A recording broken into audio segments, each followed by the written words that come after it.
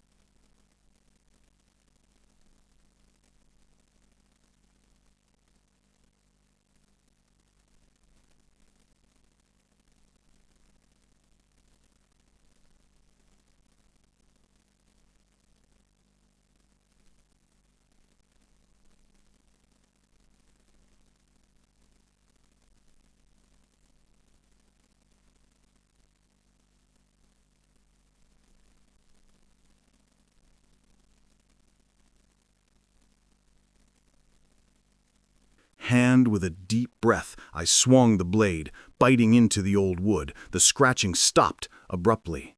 For a moment, there was complete silence. Then, a roar that shook the very foundations of the cabin. The wall in front of me bulged outward, wood splintering. I stumbled back, raising the axe defensively. But I wasn't prepared for what emerged. It was like nothing I'd ever seen before. Vaguely humanoid, but covered in thick matted fur. Its eyes glowed in the dim light, fixed on me with an intelligence that was terrifyingly unnatural.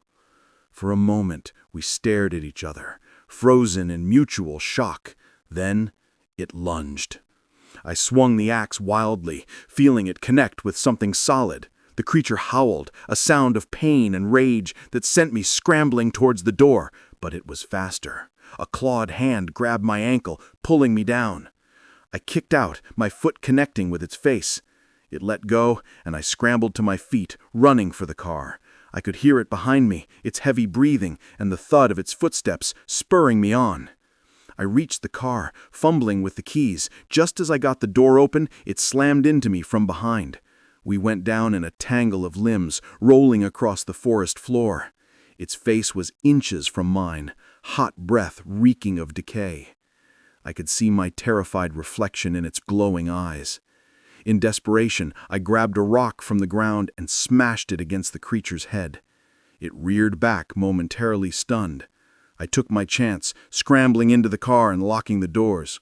The engine roared to life, and I floored it, tires spinning on the dirt road. In the rearview mirror, I could see the creature standing in the middle of the road, watching me drive away. Its howl of frustration followed me all the way down the mountain. I didn't stop driving until I reached the city limits. My hands were shaking so badly I could barely grip the steering wheel. I never went back to the cabin. I sold it at a loss to a developer who planned to tear it down. I didn't tell him about what lived in the walls. Maybe I should have, but who would have believed me? Sometimes, late at night, I still wake up in a cold sweat, the echo of that unearthly howl ringing in my ears. I'll never forget those glowing eyes, that ancient alien intelligence. And I can't help but wonder, if there was one of those creatures, could there be more? How long have they been hiding in the walls of old houses, in the dark places we never think to look? One thing's for certain, I'll never look at an old cabin in the woods the same way again, because now I know that sometimes the walls really do have eyes and claws and an appetite for unsuspecting visitors. The neon sign flickered ominously as I pulled into the Starlight Motel. Little did I know that checking in for the night would be the beginning of a nightmare that would haunt me for years to come. Sometimes the most terrifying monsters aren't supernatural beings, but the seemingly ordinary people we encounter in our daily lives. My name's Sarah, and I've always been a bit of a restless soul. I was on a cross-country road trip, trying to find myself, or whatever it is that people say they're doing when they don't know what to do with their lives. It was late, I was exhausted, and the Starlight Motel was the first place I'd seen in miles that looked like it might have a vacant room. The parking lot was nearly empty, just a couple of beat-up trucks and my own dusty sedan. As I killed the engine, I noticed a curtain twitching in the office window. Someone had been watching me pull in. The office bell jangled as I pushed open the door. Behind the counter stood a man who looked like he'd been carved from granite, all hard angles and cold eyes. His name tag read, Earl.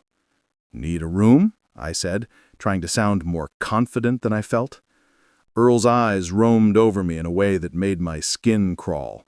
"Just you?" he asked, his voice raspy like he'd swallowed gravel. I nodded, suddenly wishing I wasn't alone. "Got a single on the end, $30, cash only." As I counted out the bills, I could feel Earl's eyes on me. When I looked up, he was smiling. It wasn't a pleasant smile. "Enjoy your stay," he said, handing me a key attached to a plastic fob shaped like a star.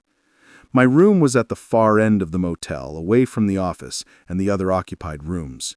As I unlocked the door, I couldn't shake the feeling that I was being watched.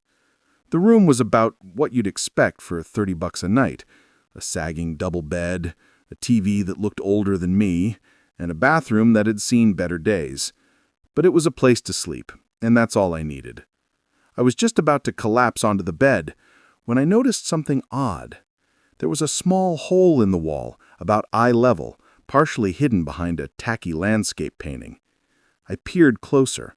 It looked like it went right through to the next room. A chill ran down my spine. I quickly covered the hole with the painting, convincing myself it was just damage from a previous guest. Sleep didn't come easily that night. Every creak and groan of the old building had me on edge, and I couldn't shake the feeling that there were eyes on me, even though I'd covered the hole. I must have dozed off eventually, because I woke with a start in the early morning. Something had woken me, but I wasn't sure what. Then I heard it. A soft scratching sound coming from the wall. My heart began to race. I lay there hardly daring to breathe, straining my ears in the darkness. The scratching continued, sometimes stopping for a few seconds before starting again. Suddenly, a shaft of light appeared on the wall. The painting was moving. I watched, paralyzed with fear, as the painting slowly shifted to one side. The hole in the wall was exposed, and pressed against it was an eye. I must have made a sound, a gasp or a whimper, but the eyes suddenly widened, then disappeared. I heard hurried footsteps moving away. That got me moving. I leapt out of bed, throwing on my clothes and shoving my belongings into my bag. I had to get out of there. As I burst out of my room, I nearly collided with someone. It was Earl, standing right outside my door. "Everything all right, miss?" he asked, his voice far too calm for someone who'd just been caught peeping. "I'm leaving," I said, trying to keep my voice steady. "Now don't be hasty. It's the middle of the night. Not safe for a young woman to be driving alone." He took a step towards me, and I noticed for the first time how big he was, how he seemed to block out the light from the parking lot. "Stay away from me," I warned, fumbling in my bag for my car keys. That's when I saw the glint of metal in his hand. A knife. "Can't let you leave, miss," Earl said, his voice almost regretful. "You've seen too much." I didn't think, I just reacted. I swung my bag at his face with all my strength. He staggered back, momentarily stunned, and I ran. I could hear him behind me, his heavy footsteps pounding on the concrete. I reached my car, my hands shaking so badly I could barely grip the steering wheel. Just as I wrenched the door open, it slammed into me from behind. We went down in a tangle of limbs, rolling across the forest floor. Its face was inches from mine, hot breath reeking of decay. I could see my terrified reflection in its glowing eyes. In desperation, I grabbed a rock from the ground and smashed it against the creature's head. It reared back, momentarily stunned. I took my chance, scrambling into the car and locking the doors. The engine roared to life, and I floored it, tires spinning on the dirt road. In the rearview mirror, I could see the creature standing in the middle of the road, watching me drive away. Its howl of frustration followed me all the way down the mountain. I didn't stop driving until I reached the city limits. My hands were shaking so badly I could barely grip the steering wheel. I never went back to the cabin. I sold it at a loss to a developer who planned to tear it down. I didn't tell him about what lived in the walls. Maybe I should have, but who would have believed me? Sometimes, late at night, I still wake up in a cold sweat, the echo of that unearthly howl ringing in my ears. I'll never forget those glowing eyes, that ancient alien intelligence. And I can't help but wonder, if there was one of those creatures, could there be more? How long have they been hiding in the walls of old houses, in the dark places we never think to look? One thing's for certain, I'll never look at an old cabin in the woods the same way again, because now I know that sometimes the walls really do have eyes and claws and an appetite for unsuspecting visitors. Not just for me, but for all Earl's victims who couldn't speak for themselves. It's been years since that night at the Starlight Motel, but I still have nightmares sometimes. I see Earl's cold eyes, feel the terror of being hunted. I can't stay in motels anymore. The sight of those identical doors, those neon vacancy signs, it all brings it rushing back. But I've grown stronger too. I've learned to trust my instincts, to listen to that little voice that says something isn't right. And I've learned that sometimes the most ordinary-looking places and people can hide the darkest secrets. I still travel, still explore, but now I do it with my eyes wide open, always aware that danger can lurk in the most unexpected places. And every time I pass a run-down motel on a lonely stretch of highway, I say a silent prayer for those who might be trapped inside, fighting battles that no one knows about. Because the truth is, you never really know what's happening behind closed doors, or who might be watching from the other side of the wall. The moment I saw the ornate mask, something deep within me screamed, "Danger!" But surrounded by the laughter and music of the Halloween party, I pushed the feeling aside. If only I'd listened to that instinct. Because as the night wore on, I realized those masks weren't just hiding faces, they were concealing murderous intentions. My name's Alex. And I've always loved Halloween. The costumes, the atmosphere, the way reality seems to bend just a little on that one magical night. So when my friend Jen invited me to EXP exclusive Halloween bash at some rich guy's mansion, I jumped at the chance. "It's gonna be epic," Jen had gushed over the phone. "This guy goes all out. And get this, it's a masquerade theme. Everyone has to wear a mask the whole night. Isn't that cool?" It did sound cool. Mysterious even. I spent weeks putting together the perfect costume, a steampunk-inspired outfit complete with a bronze and leather mask that covered the top half of my face. The night of the party, Jen picked me up in her beat-up Corolla. As we drove out of the city, the houses got bigger and farther apart. Finally, we turned down a long, tree-lined driveway. "Holy shit," I breathed as the mansion came into view. It was massive, all Gothic spires and gargoyles, like something out of a horror movie. Jack-o'-lanterns lined the steps, their flickering light casting eerie shadows. "Told you it was epic," Jen grinned, adjusting her feathered mask. Inside, the party was already in full swing. The foyer was packed with people in elaborate costumes, all wearing masks that ranged from simple dominoes to intricate full-face creations. Music pulsed from hidden speakers, and waiters in skeleton makeup circulated with trays of drinks and hors d'oeuvres. "Wow," I said, taking it all in. "Who did you say was throwing this party again?" Jen shrugged. "Friend of a friend. Come on, let's get a drink." We made our way to the bar, squeezing past a group of people in animal masks. As the bartender mixed our drinks, I felt a prickle on the back of my neck. I turned to see a tall figure in a red cloak and a white-beaked mask, like something a plague doctor would wear, staring at me. At least, I thought they were staring. It was hard to tell with the mask. "Creepy costume," I muttered to Jen. She followed my gaze. "Oh yeah, I've seen a few of those around. I think they're part of the staff or something. Really adds to the atmosphere, right?" I nodded but couldn't shake the uneasy feeling. As the night went on, I started to notice more of the red-cloaked figures. They never spoke, never danced. They just watched.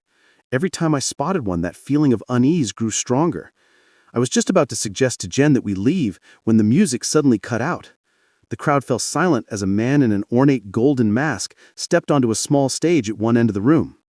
"Welcome, honored guests," he said, his voice smooth and cultured. "I hope you're enjoying the festivities. But now, it's time for the main event." A murmur ran through the crowd. This hadn't been mentioned on the invitation. "As you may have noticed," the man continued, "some of our guests are wearing rather special masks." He gestured to one of the red-cloaked figures. "These individuals have been chosen for a very important role in tonight's entertainment." The man clapped his hands, and suddenly the red-cloaked figures were moving. They converged on the crowd, grabbing people, seemingly at random. I watched in horror as they dragged struggling partygoers towards the exits. "What the hell?" Jen gasped beside me. Before I could respond, I felt a hand clamp down on my arm. I turned to see one of the red-cloaked figures looming over me. "No!" I yelled, trying to pull away, but their grip was like iron. All around, chaos had erupted. People were screaming, running, trying to fight off the masked assailants. But there were too many of them, and they moved with a cold efficiency that spoke of planning and practice. I lost sight of Jen in the mayhem. The figure in the red cloak was dragging me towards a door I hadn't noticed before, half hidden behind a tapestry. I fought every step of the way, but it was useless. As we neared the door, I heard the man in the golden mask speak again, his voice cutting through the panic. "Don't be afraid," he said, sounding almost amused. "Think of it as a game, a very high-stakes game of hide-and-seek. If you can evade our hunters until dawn, you win your freedom. If not, well, let's just say the consequences will be rather permanent." My blood ran cold as the implications of his words sank in. This wasn't a party, it was a hunt, and we were the prey. The red-cloaked figure shoved me through the door. I stumbled, nearly falling down a narrow flight of stairs. When I looked back, the door had already slammed shut. I was in some kind of cell, dimly lit by flickering torches. Other partygoers were there too, all looking as terrified as I felt. One of them, a guy in a wolf mask, was examining the fountain. "I think I figured it out," he said, as I approached. "This place? It's not just a basement. It's a whole network of tunnels and rooms, like a mini-city under the mansion." "But why?" a woman in a butterfly mask asked. "Why go to all this trouble?" Before anyone could answer, we heard it. Footsteps coming from one of the passages. And with them, a sound that made my blood run cold. The soft, metallic scrape of a blade being drawn. "Run!" someone yelled, and we scattered, each diving for a different passage. I ran blindly, my heart pounding in my ear. Behind me I could hear screams echoing through the tunnels. I wanted to help, but the instinct for survival overrode everything. I don't know how long I ran, or how many twists and turns I took. Eventually I found myself in a small dead-end room. There was nowhere else to go. Panic threatened to overwhelm me, but I forced it down. I had to think. I looked around the room, desperate for anything that might help. That's when I noticed it. A small grate near the floor, just big enough for a person to squeeze through. I didn't hesitate. I pried the grate open and crawled inside. It was a tight fit, and the metal was cold against my skin. But I didn't care. Anything was better than being caught by those masked killers. I crawled through the duct for what felt like miles, every sound making me freeze in terror. Finally, I saw light ahead. I emerged into what looked like a garage filled with expensive cars, and there, like a beacon of hope, was a door marked Exit. I ran for it, half expecting it to be locked, but it opened easily. And suddenly I was outside, the cool night air hitting my face. I didn't stop running until I reached the main road.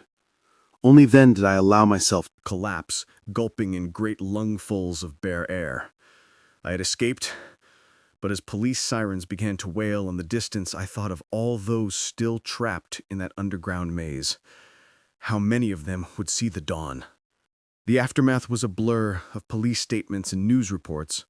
The man behind it all, a wealthy recluse with a twisted sense of entertainment, was arrested, but many of his hunters were never caught. They never found Jen, or many of the others who went missing that night. The tunnels under the mansion went on for miles, they said. Some bodies might never be recovered. I still have nightmares about that night, about masks hiding in human eyes, about running through endless dark tunnels. But mostly, I dream about the ones I left behind. And I wonder, if I'd been braver, could I have saved them? Halloween isn't fun for me anymore, because now I know that sometimes the monsters aren't just people in costumes. Sometimes they're all too real. And sometimes they win. The mist rolled across the lake, thick and impenetrable. As I cast my line into the inky black water, I'd come out here for solitude, for peace. Instead, I found a nightmare floating in the fog. A ghost ship that would turn my quiet fishing trip into a fight for survival against an unspeakable evil. My name is Mike, and I've been fishing these waters since I was a kid. Lake Erie might not be the most glamorous of the Great Lakes, but it's always been my sanctuary. When life gets too hectic, too noisy, I come out here, just me, my little fishing boat, and the vast expanse of water. That night started like any other. I'd pushed off from the dock just as the sun was setting, planning to do some night fishing. The weather report had mentioned fog rolling in, but I wasn't worried. I knew these waters like the back of my hand. As darkness fell, the fog grew thicker than I'd ever seen it. I could barely see the bow of my own boat, but I wasn't concerned. The fish were biting, and the eerie calm of the fog-shrouded lake was soothing in its own way. It was close to midnight when I first heard it, a low, mournful sound echoing across the water. At first, I thought it was just the wind playing tricks. But then I heard it again, louder this time. A ship's horn, but unlike any I'd heard before. It sounded old, rusted, like something that hadn't been used in a very long time. I peered into the fog, straining my eyes. That's when I saw it. A massive shape looming out of the mist. As it drew closer, I could make out more details. It was a ship, all right, but not like any that should have been on Lake Erie. This was an old steamer, the kind they used to use for hauling iron ore back in the early 1900s. Its hull was rusted, its deck empty of any signs of life. My first thought was that it must be some kind of historical recreation, but as it drifted closer, I realized something was very, very wrong. The ship was moving silently, with no sound of engines or sight of crew, and there was something off about it, like I was looking at it through a heat haze. Even in the cool night air, curiosity overrode my growing sense of unease. I started my engine, moving closer to the mysterious ship. As I drew alongside, I could make out the name painted on the hull. Edmund Fitzgerald. My blood ran cold. The Edmund Fitzgerald was infamous in these parts, a massive ore freighter that had sunk in a storm on Lake Superior in 1975, taking all 29 crew members with it. What I was looking at was impossible. I was about to turn my boat around and get the hell out of there when I heard it. A voice calling out from the deck of the ghost ship. "Help us," it cried, weak and desperate. "Please help us." Every instinct I had was screaming at me to flee. But I couldn't just leave. If there was someone in trouble. Swallowing my fear, I maneuvered my small boat alongside the towering hull of the freighter. There was a rusted ladder hanging down the side. Taking a deep breath, I grabbed hold and started to climb. The metal was ice cold under my hands, covered in a slick layer of algae that made the climb treacherous.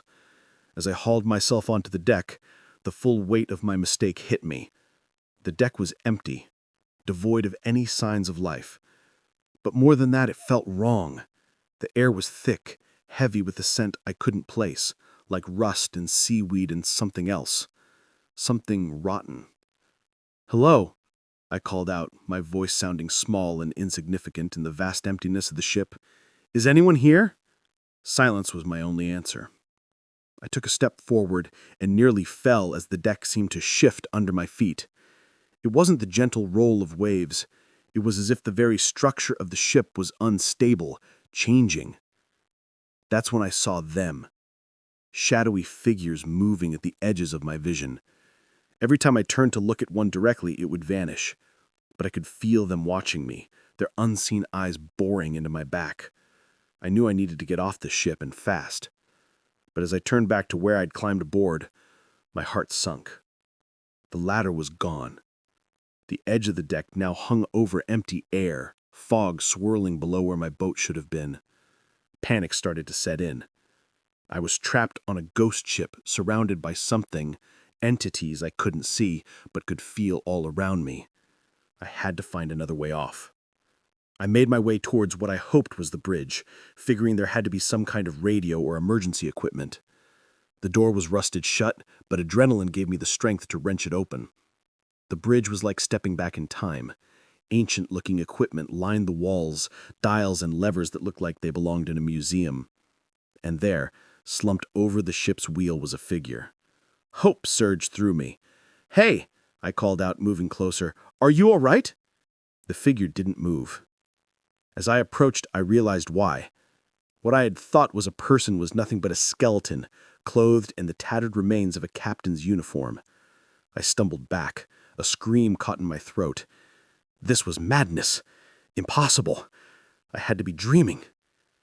A noise behind me made me whirl around. There, blocking the doorway, stood a man, but not a living man. His flesh was bloated and pale, his eyes milky white. Seaweed clung to his clothes, and water dripped constantly from his form. "Welcome aboard," he said, his voice gurgling as if he were speaking underwater. "We have been waiting for you." More figures appeared behind him, all in various states of decay. They began to advance into the bridge, their hands outstretched towards me. In that moment, survival instinct took over. I grabbed a heavy logbook from a nearby desk and hurled it at the lead figure. It passed right through him, but the action startled them enough for me to make a break for it. I shoved past them, their cold, wet hands grasping at me as I ran. I could hear them behind me, their waterlogged footsteps pounding on the deck. I ran without direction, taking random turns through the labyrinthine interior of the ship. Every door I passed through seemed to lead somewhere different than it should have, as if the internal geography of the vessel was constantly shifting. Finally, I burst out onto the deck again, but it wasn't the same deck I'd first climbed onto. This one was tilted at a sickening angle, water sloshing over one side. With a jolt of horror, I realized the ship was sinking. The ghostly crew was still behind me, getting closer. In desperation, I ran for the railing, and without allowing myself time to think, I jumped. The shock of the cold water drove the air from my lungs. For a moment, I was sure I was going to drown, but then my survival training kicked in. I fought my way to the surface, gasping for air. The ghost ship was gone. There was nothing but fog all around me. I treaded water, trying to get my bearings. That's when I heard it, the distant sound of a motor. I shouted for help, my voice hoarse and desperate. The sound grew closer, and suddenly a beam of light cut through the fog. It was a Coast Guard boat. As they pulled me from the water, I babbled about the ghost ship, the undead crew. The Coast Guard officers exchanged worried glances, clearly thinking I was delirious. It wasn't until later, after I'd been checked out at a hospital and declared physically fine, that I learned the truth. There had been a rash of disappearances on the lake over the past few months. Foggy nights, all in the same general area where I had had my encounter.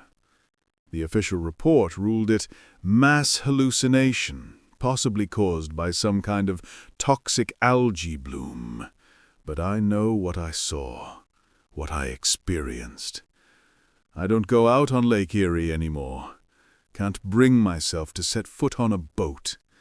But sometimes, on foggy nights, I find myself drawn to the shore, and as I stand there watching the mist roll in, I swear I can hear it. The low, mournful sound of the Edmund Fitzgerald's horn calling out across the water, calling for new souls to join its damned crew. And I wonder, how many more will answer that call before the ghost ship is finally laid to rest? The howling wind drowned out the sputtering of my car's engine as it finally gave up the ghost. Surrounded by a whiteout of swirling snow, I realized I was stranded in the middle of nowhere. Little did I know my desperate search for shelter would lead me into the clutches of a madman. And the cozy cabin I thought was my salvation would become a prison of terror. My name's Claire, and I've always prided myself on being prepared. But nothing could have prepared me for that night. I was driving back from a work conference, taking the scenic route through the mountains. It was supposed to be a peaceful drive, a chance to decompress before diving back into the chaos of city life. The storm came out of nowhere. One minute I was admiring the snow-capped peaks, the next I could barely see 2 feet in front of me. I slowed to a crawl, my knuckles white on the steering wheel as I struggled to keep the car on the road. That's when I heard it, a sickening clunk from under the hood. The car shuddered, coughed, and died. I coasted to a stop on the shoulder, if you could call it that. On one side was a sheer rock face, on the other a steep drop-off into darkness. I tried to restart the engine, but it was no use. The battery was dead, and even if it wasn't, I suspected the problem was much worse. I was stuck. I reached for my phone, already knowing it was futile. No signal, of course. Not out here in the middle of nowhere. The temperature was dropping rapidly. I could see my breath fogging up the windshield. I knew I couldn't stay in the car in weather like this. That was a death sentence. I had to find shelter. Grabbing my emergency kit, thank God I'd remembered to pack one, I stepped out into the storm. The wind hit me like a physical force, nearly knocking me off my feet. Snow pelted my face, sharp as needles. I picked a direction and started walking, one arm up to shield my eyes from the driving snow. Every step was a battle against the wind. I couldn't feel my fingers or toes, and my face was numb with cold. Just when I thought I couldn't go on, I saw it. A faint glow in the distance, a light. My heart leapt. Where there was light, there had to be people, shelter. I pushed on with renewed energy. As I got closer, I could make out the shape of a cabin. Smoke curled from the chimney, promising warmth and safety. I stumbled up to the door and pounded on it with frozen fists. "Hello!" I shouted, my voice nearly lost in the howling wind. "Please! I need help!" For a long moment, there was nothing. Then I heard movement inside. The door creaked open, and I found myself face to face with a man. He was tall and lean, with a wild beard and eyes that seemed to glow in the lamplight. He looked at me with surprise, then concern. "Good Lord, miss," he said, his voice gravy. "What are you doing out in this storm? Come in, come in!" I all but fell through the doorway, the sudden absence of wind making me stumble. The man caught me, his hands strong and sure. "Thank you," I gasped, shivering violently. "My car broke down. I didn't know what to do." "You poor thing," he said, leading me to a chair by the fireplace. "You're half frozen. Here, let me get you something warm to drink." As feeling slowly returned to my extremities, I took in my surroundings. The cabin was cozy, if a bit cluttered. Books and papers were strewn everywhere, and the walls were covered in maps and diagrams I couldn't make sense of. The man returned with a steaming mug. "It's just tea," he said, handing it to me, "but it'll warm you up." I took a grateful sip. "I'm Claire," I said. "Thank you so much for helping me. I don't know what I would have done if I hadn't found your cabin." He smiled, but it didn't quite reach his eyes. "Jack," he said, "and think nothing of it. I couldn't very well leave you out there to freeze, could I?" As we talked, I began to relax. Jack seemed nice enough, if a bit odd. He told me he was a researcher, studying weather patterns in the mountains. That explained all the maps and equipment I could see scattered around. "The storm's not likely to let up until morning," he said, glancing out the window. "You're welcome to stay here for the night. I'm afraid I don't have a guest room, but the couch is comfortable enough." I hesitated. Staying the night in a stranger's cabin wasn't ideal, but what choice did I have? "That's very kind of you," I said. "If you're sure it's no trouble." "No trouble at all," Jack said, that strange smile back on his face. As the night wore on, my unease grew. There was something off about Jack, something I couldn't quite put my finger on. The way his eyes would linger on me when he thought I wasn't looking. The way he'd sometimes pause mid-sentence as if listening for something. I tried to shake it off. He'd saved my life, after all. I was just being paranoid. It wasn't until I got up to use the bathroom that I realized how wrong I was. As I walked down the narrow hallway, I noticed a door that was slightly ajar.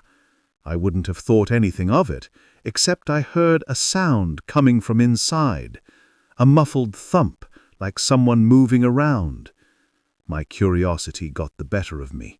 I pushed the door open a little wider and peered inside. What I saw made my blood run cold.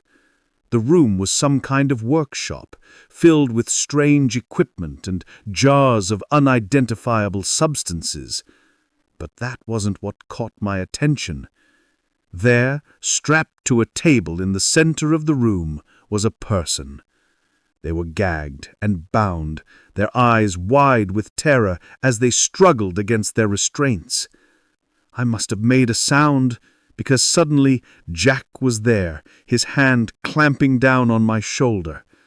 Now, he said, his voice eerily calm. You shouldn't go poking around in other people's business, Claire. I tried to run, but his grip was like iron. He dragged me into the room, ignoring my struggles. I really wish you hadn't seen this, he said, forcing me into a chair. Things could have been so much simpler. As he tied me up, he kept talking, his voice taking on a manic edge.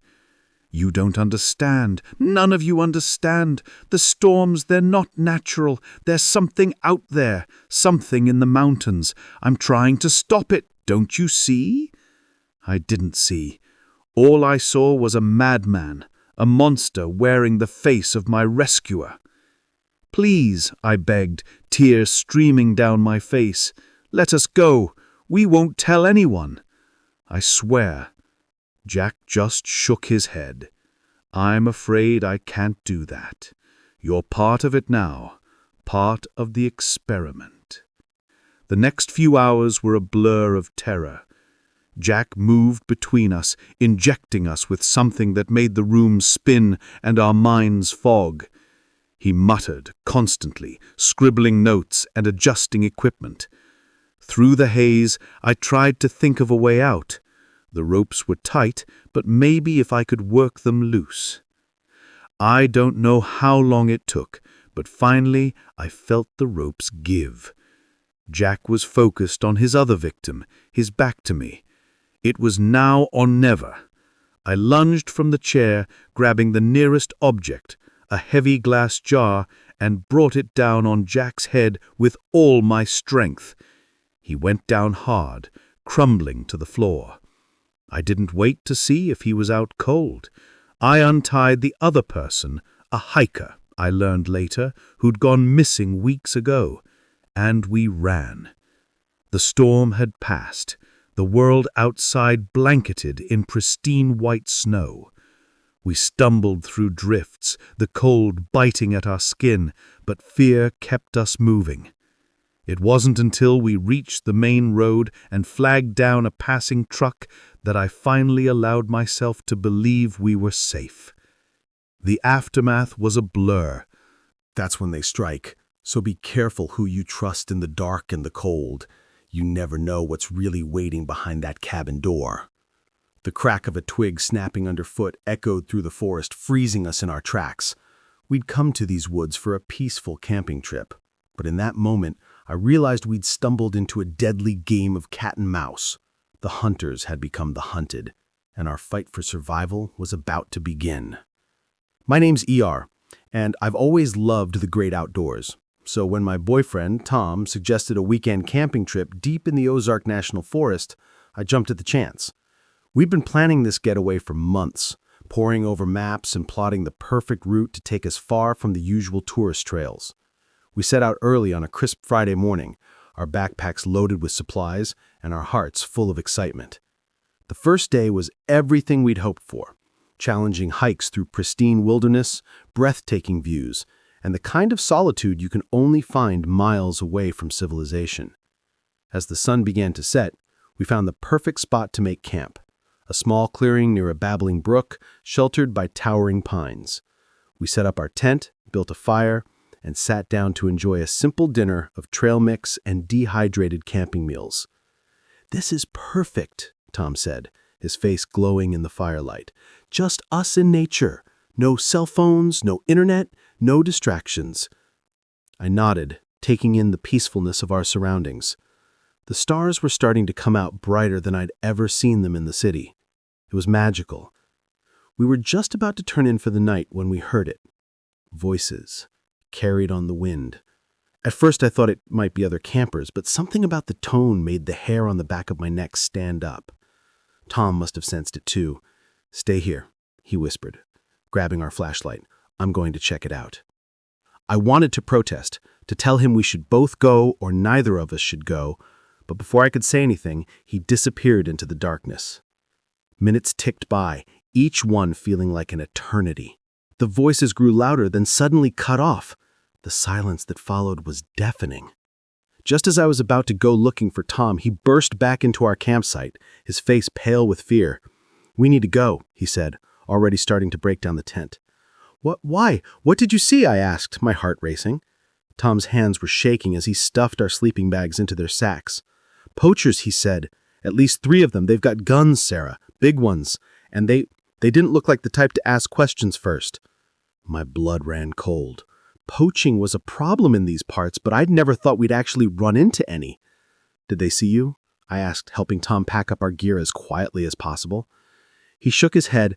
"I don't think so. But they're close, too, close. We need to get out of here."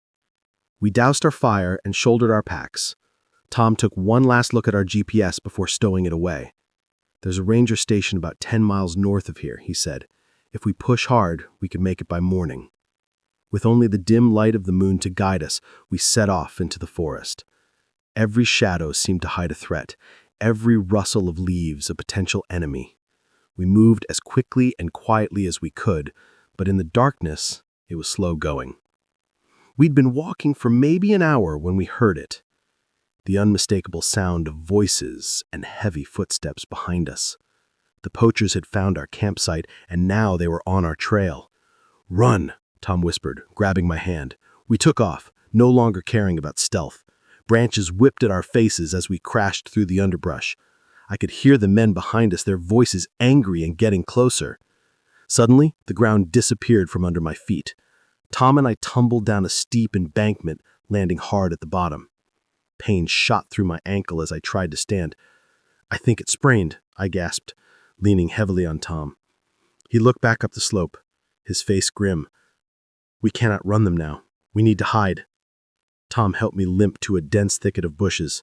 We crawled inside, pulling our dark-colored packs in after us. I bit my lip to keep from crying out as Tom gently examined my ankle in the dim light.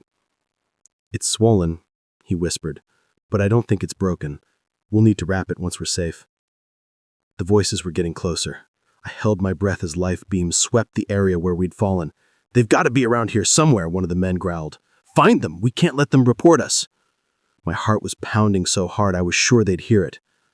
Tom's arm tightened around me and I buried my chest in his, afraid even my breath might give us away. The poachers searched for what felt like hours, their lights probing every shadow, their voices growing more frustrated by the minute. Finally, they moved on, the sound of their footsteps fading into the distance. We waited until we couldn't hear them at all before daring to move. Tom helped me out of the thicket, his face etched with worry. In the pre-dawn light, "We need to keep moving," he said. "They'll be back once the sun is up." Using a branch as a makeshift crutch, I hobbled along as Tom led the way. We stuck to the densest parts of the forest, using every bit of cover we could find. Every snapping twig, every bird call made us freeze, certain we were about to be discovered. As the sun rose, painting the forest in shades of gold and green, we heard the poachers again. They were spread out now, sweeping the area in a systematic search. We were running out of places to hide. "There," Tom whispered, pointing to a rocky outcropping ahead. "If we can make it up there, we might be able to see the ranger station." It was a difficult climb, made worse by my injured ankle. Tom practically carried me the last few yards, but when we reached the top, the view took my breath away. Miles of unbroken forest stretched out before us, and there, in the distance, was a plume of smoke rising above the trees. "That has to be it," I said, hope surging through me for the first time since this nightmare began. But our relation was short-lived. A shout from below told us we'd been spotted. The poachers were coming, and we were trapped. "We'll have to climb down the other side," Tom said, his voice tight with tension. "It's steep, but it's our only chance." The descent was terrifying. Loose rocks slid under our feet, and more than once I thought we were going to fall. But somehow we made it to the bottom. We could hear the poachers cursing as they tried to follow us down. It bought us precious time, but we knew it wouldn't be long before they caught up. The ranger station seemed to get no closer, no matter how fast we moved. My ankle was on fire, each step sending jolts of pain up my leg, but the sound of pursuit kept me going. We burst out of the tree line into a small clearing. The ranger station stood before us, a simple wooden structure that looked like salvation. "Help!" Tom shouted, pounding on the door. "Please, someone, help!" For a heart-stopping moment, there was no response. Then the door flew open, revealing a startled-looking ranger. "What in the world?" he began, but Tom cut him off. "Poachers," he gasped. "They're right behind us. They've got guns!" The ranger's expression hardened. He ushered us inside and locked the door, then grabbed a rifle from a rack on the wall. "Stay here," he said, moving to the window. "I've called for backup, but it'll take time for them to get here." The next few minutes were tense. We could hear the poachers approaching, their voices raised in anger as they realized where we'd gone. The ranger stood his ground, ordering them to drop their weapons. For a moment, I thought there would be a shootout, but faced with an armed official, the poachers' nerve broke. They fled back into the forest, just as the sound of approaching vehicles echoed through the trees. The aftermath was a blur of police statements and medical attention for my ankle. The poachers were caught a few days later, trying to flee the state. Tom and I never did finish our camping trip, but in a way, we got more adventure than we'd bargained for.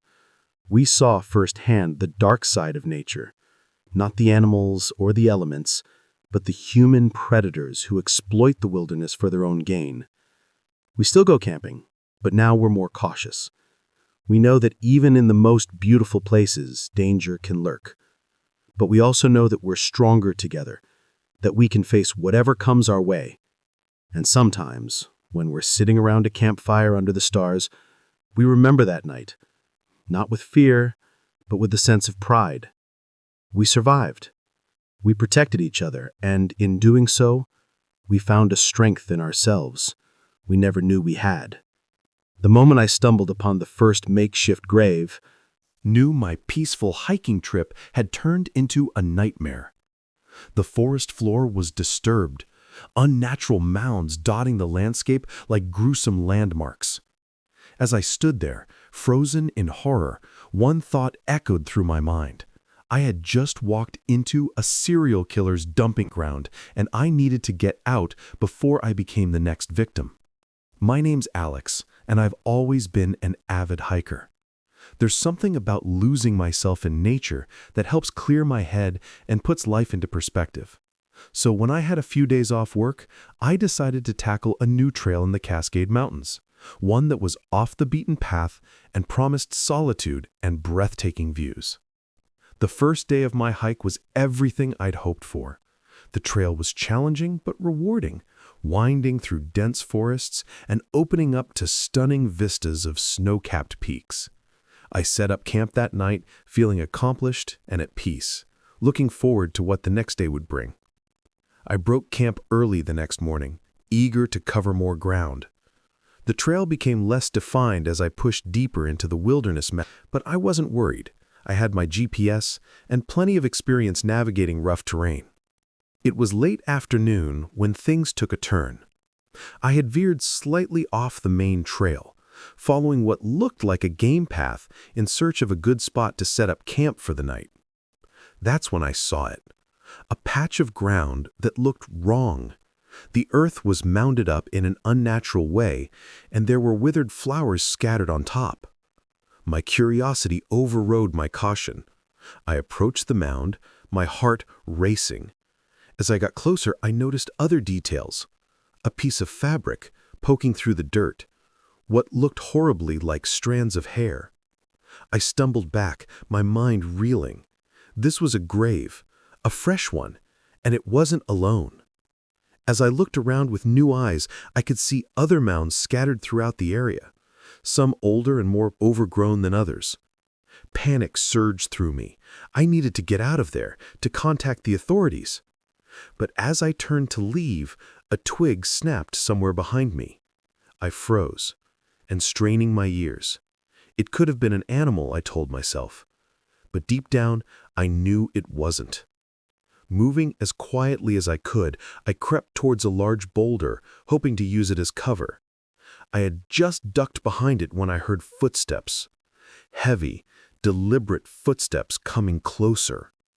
"I know you're out there," a voice called out. It was a man's voice, deceptively calm and almost friendly. "No use hiding. Why don't you come out so we can talk?" I held my breath, pressing myself against the cold stone of the boulder. My mind was racing. Should I make a run for it? Try to reason with him? I had no weapon, nothing to defend myself with except my wits. "Oh, come on now," the voice continued. "Closer now. I promise I won't hurt you. I just want to explain." Yeah, right. I'd seen enough crime shows to know how this would go. He'd try to lure me out, to get me to trust him, and then I'd end up in one of those shallow graves. I peered around the edge of the boulder, trying to get a glimpse of my stalker.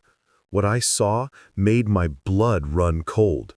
He was tall and broad-shouldered, dressed in hunting gear, and he was carrying a rifle. In that moment, I made a decision. I couldn't outrun a bullet, but maybe I could outsmart him. I grabbed a rock from the ground and threw it as hard as I could in the opposite direction. The sound of it crashing through the underbrush had the desired effect. The man whirled towards the noise, his rifle raised. "I see you," he shouted, starting to move away from me. I took my chance. I burst from my hiding spot and ran, not caring about the noise I was making. I could hear him behind me, getting closer. My lungs were burning.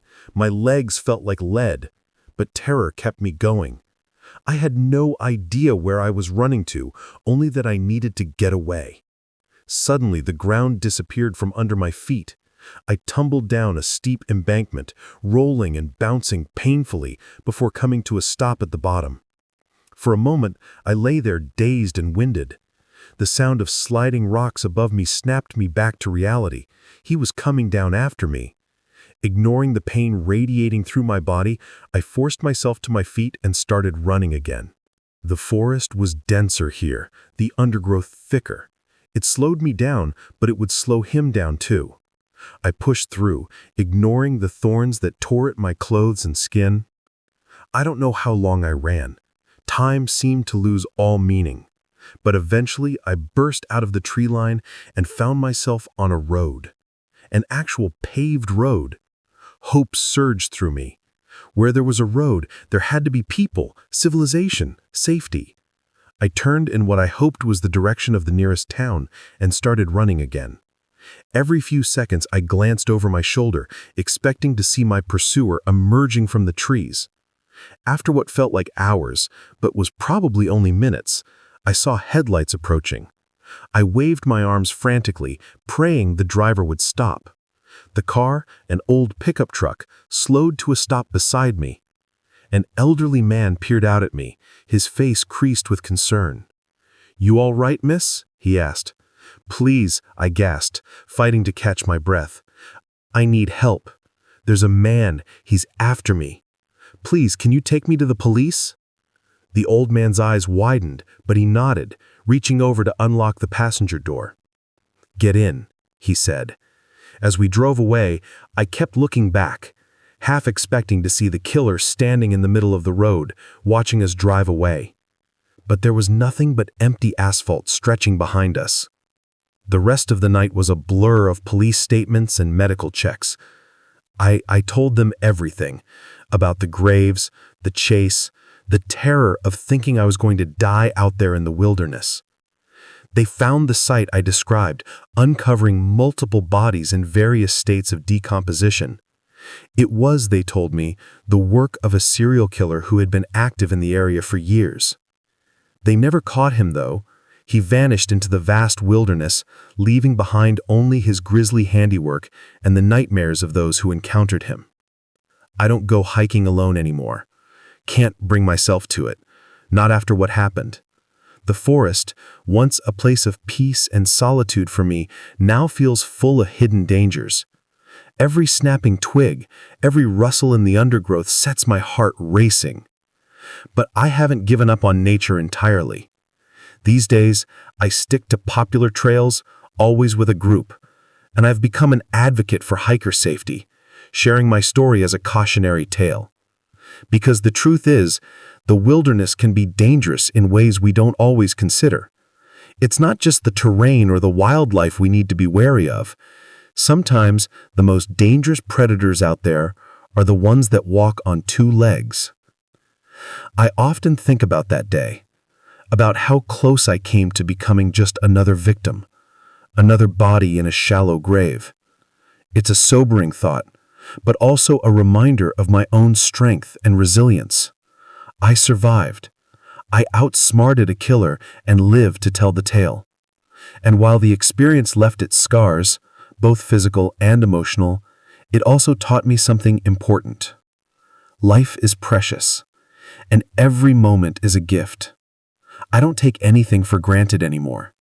Each sunrise, each breath, each step on a trail, they're all reminders that I'm alive, that I made it out of those woods when others didn't.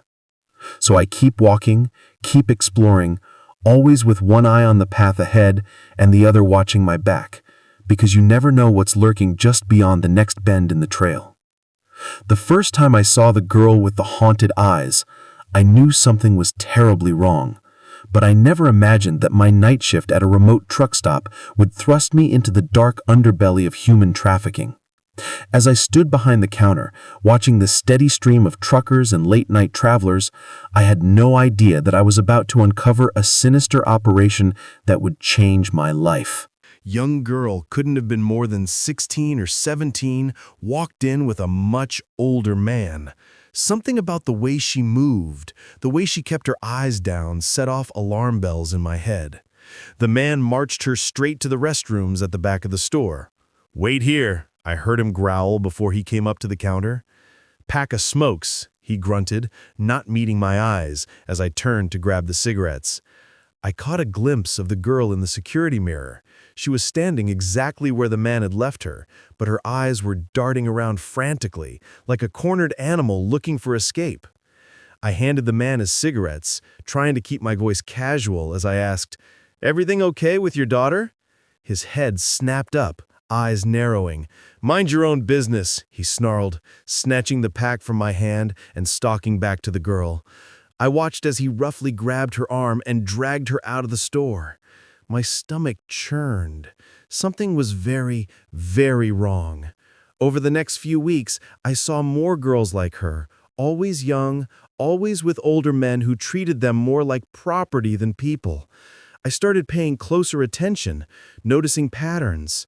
The same trucks would show up at odd hours. Men would exchange hushed words and knowing glances. I knew I had to do something, but I was scared. What if I was wrong? What if I was seeing things that weren't there? And even if I was right, what could I, a simple night clerk, do against what was clearly a large, organized operation? It was a quiet Tuesday night when things came to a head.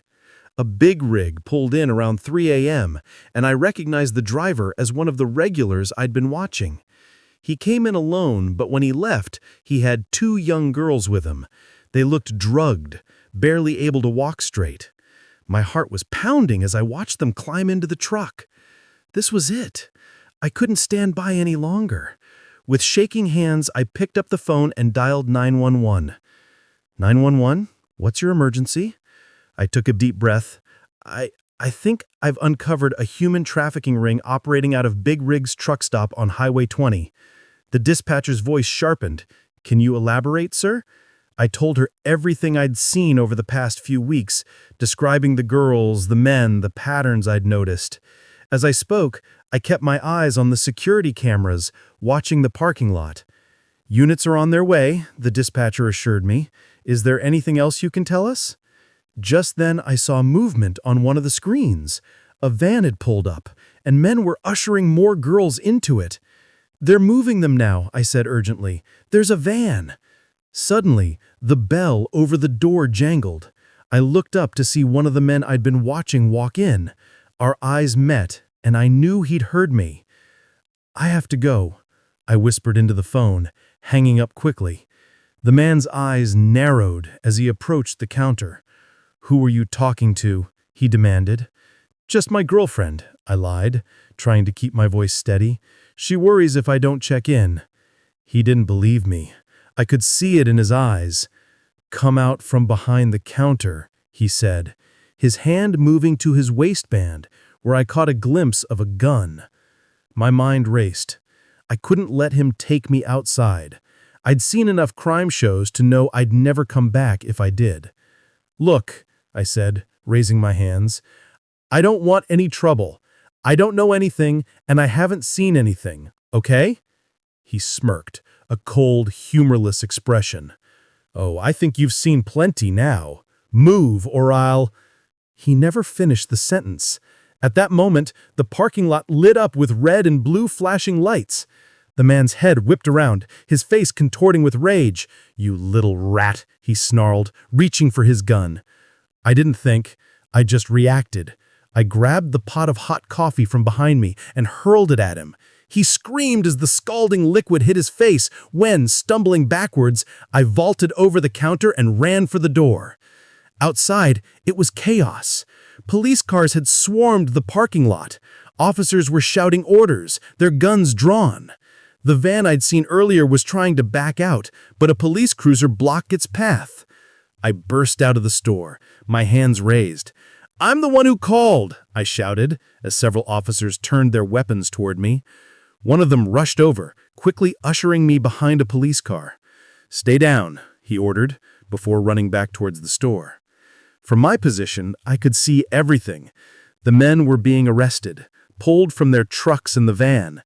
And the girls, God, there were so many of them. Some looked dazed, others were crying. A few tried to run, only to be gently but firmly stopped by female officers. It was over in minutes, but it felt like hours. When the dust settled, one of the detectives came to take my statement. As I talked, I watched the paramedics treating the girls, wrapping them in blankets, and leading them to waiting ambulances.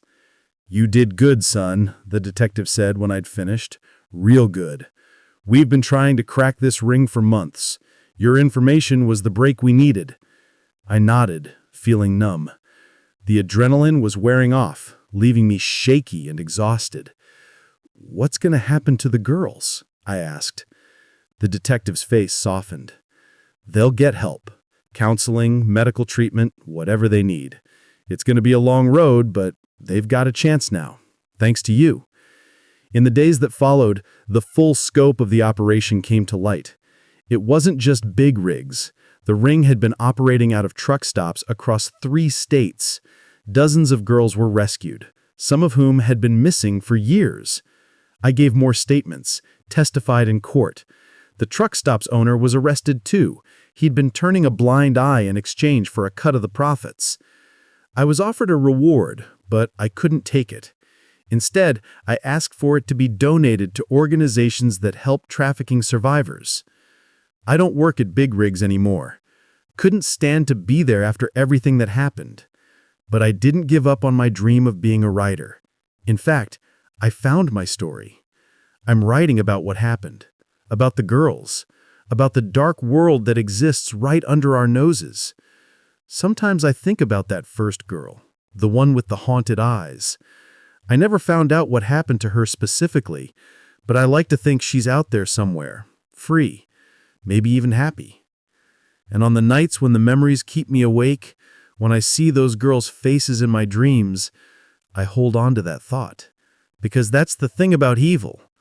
It thrives in the shadows, in silence and complacency. But it only takes one person to shine a light, to speak up. One person can make a difference. I'm not a hero. I'm just a guy who was in the right place at the right time and chose not to look away. And if my story teaches people anything, I hope it's this. Pay attention. Look out for each other. And if you see something wrong, say something. You never know whose life you might save. The crumbling facade of Ravenswood Asylum loomed before me, its broken windows staring down like hollow eyes. I'd come here looking for thrills, for that perfect creepy photo to boost my urban exploration blog.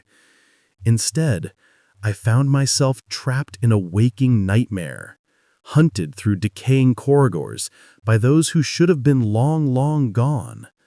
Sometimes the dead don't rest easy, and the insane never truly leave. My name's Maya, and I've always been drawn to abandoned places. There's something hauntingly beautiful about a building left to decay, nature slowly reclaiming what man has discarded. I run a fairly popular blog showcasing my urban exploration adventures, and when I heard about Ravenswood, I knew it would be my masterpiece. The asylum had been abandoned for decades, shut down after a series of scandals involving patient abuse and unethical experiments. Local legends spoke of hauntings, of screams echoing through the empty halls at night. I didn't believe in ghosts, but I believed in the power of a good story. I arrived just before sunset, my camera bag heavy on my shoulder. The fence surrounding the property was rusted and bent, easy enough to slip through. As I approached the main building, a chill ran down my spine that had nothing to do with the cool evening air.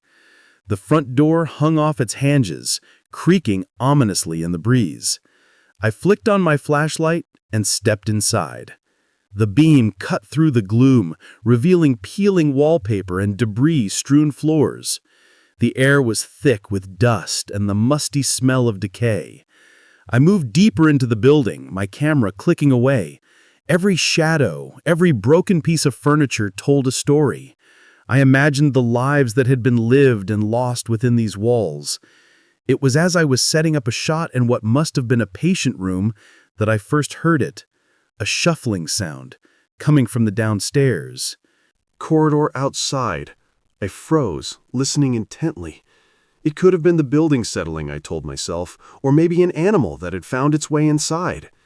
But then I heard something else, a voice, faint and distant, calling out, "Hello? Is someone there?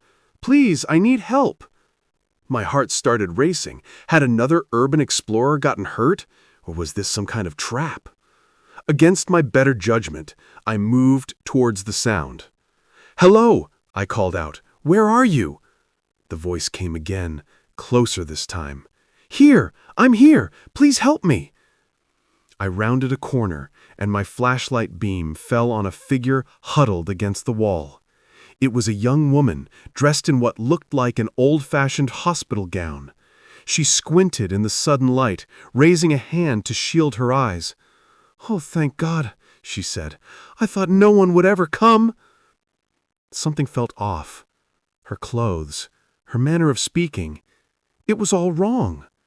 But she looked so scared, so vulnerable. "Are you hurt?" I asked, taking a step closer. "How did you get here?" She stood up slowly, keeping her eyes down. "They brought me here," she said softly. "The doctors, they said they were going to make me better." A chill ran through me as the implications of her words sank in. This wasn't possible. The asylum had been closed for years. Unless... I raised my camera, snapping a quick picture. The flash illuminated the corridor for a split second, and what I saw in that moment of clarity made my blood run cold. The woman was transparent. I could see the wall behind her through her body. I stumbled backward, my heart pounding. "What are you?" I gasped. Her head snapped up, and I saw her eyes were completely black. A terrible smile spread across her face, revealing rows of sharp teeth. "We're the ones they left behind," she said, her voice suddenly deep and inhuman. "And now you're going to join us."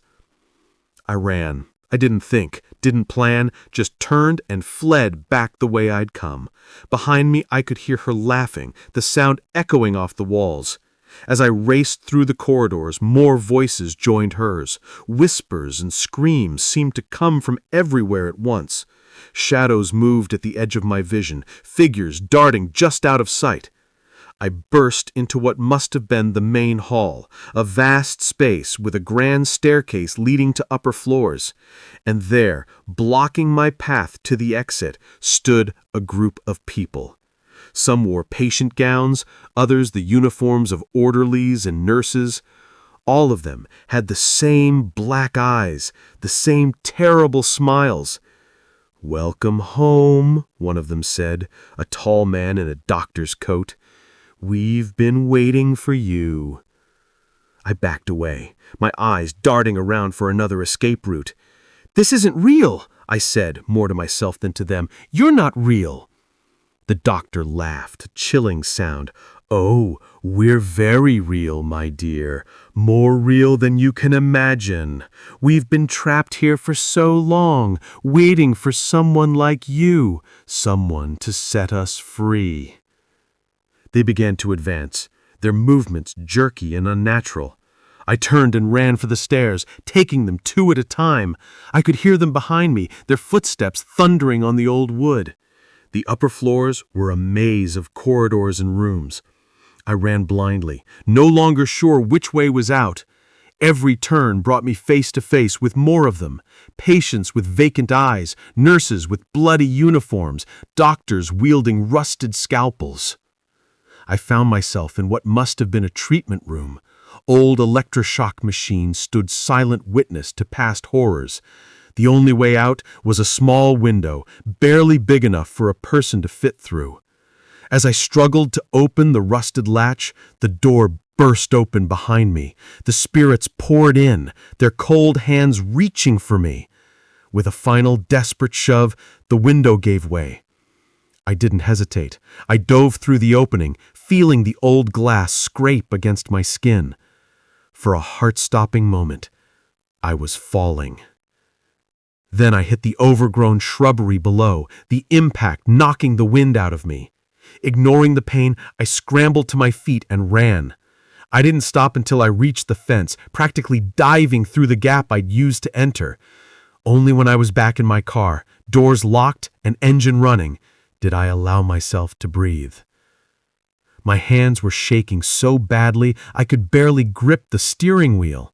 As I sped away, I glanced in the rearview mirror.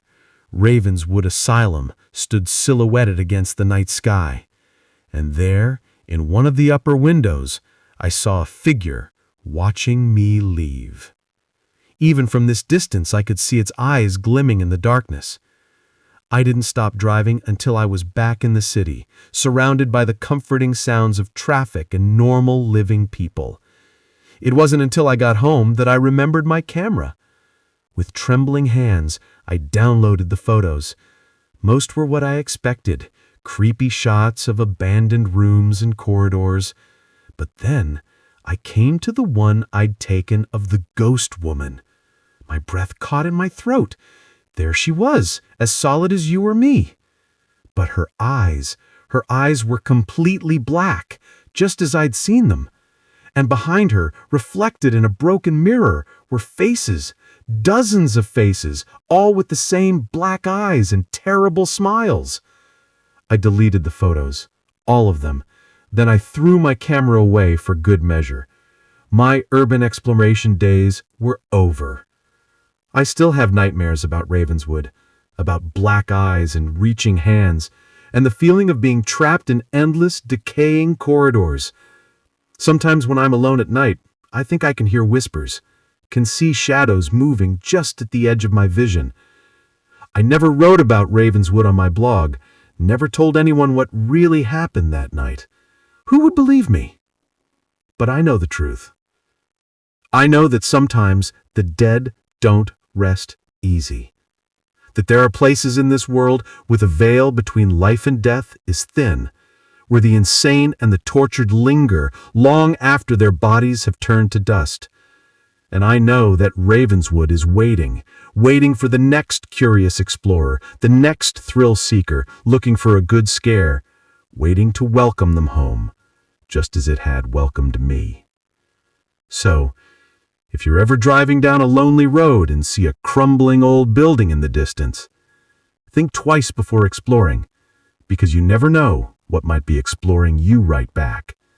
And once you enter places like Ravenswood, you might find that you never truly leave.